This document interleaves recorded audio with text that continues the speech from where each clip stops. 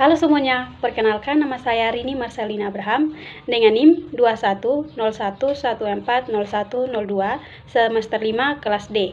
Nah, saya adalah salah satu mahasiswa dari Universitas Nusa Cendana pada Fakultas Keguruan dan Ilmu Pendidikan, jurusan Pendidikan Guru Sekolah Dasar. Nah, pada video kali ini saya akan menjelaskan materi tentang identifikasi konten pembelajaran Bahasa Indonesia kelas rendah dalam kurikulum 2013 dan kurikulum Merdeka. Nah, pertama-tama kita perlu mengetahui apa itu konten pembelajaran.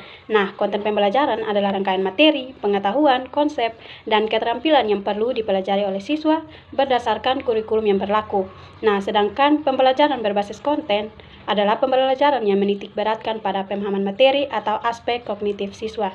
Nah, selanjutnya kita perlu mengetahui karakteristik peserta didik kelas rendah, yaitu menurut Fatmawati et al. 2021 mengemukakan beberapa perkembangan siswa.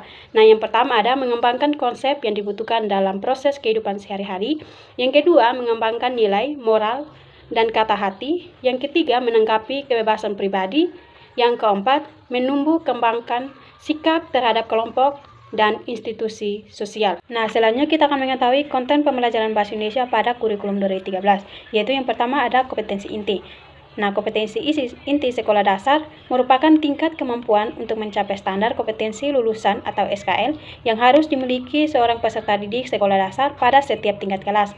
Nah, kompetensi inti dirancang untuk setiap kelas atau usia tertentu. Nah, rumusan kompetensi inti menggunakan notasi yaitu ada kompetensi inti 1 atau KI1, ada kompetensi inti 2 atau KI2, ada kompetensi inti 3 atau KI3, dan kompetensi inti 4 atau KI4. Yang berikut kompetensi dasar, yaitu kompetensi dasar dirumuskan untuk mencapai kompetensi inti.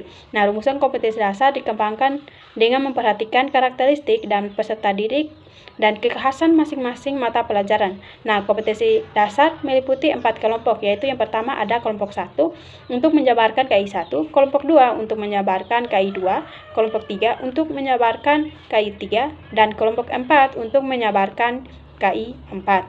Nah, selanjutnya kita akan mengetahui konten pembelajaran Bahasa Indonesia pada kelas rendah dalam kurikulum Merdeka. Nah, yang kita tahu, kurikulum Merdeka didefinisikan sebagai kurikulum dengan pembelajaran intrakurikuler yang beragam di mana konten akan lebih optimal agar peserta didik memiliki cukup waktu untuk mendalami konsep dan menguatkan kompetensi.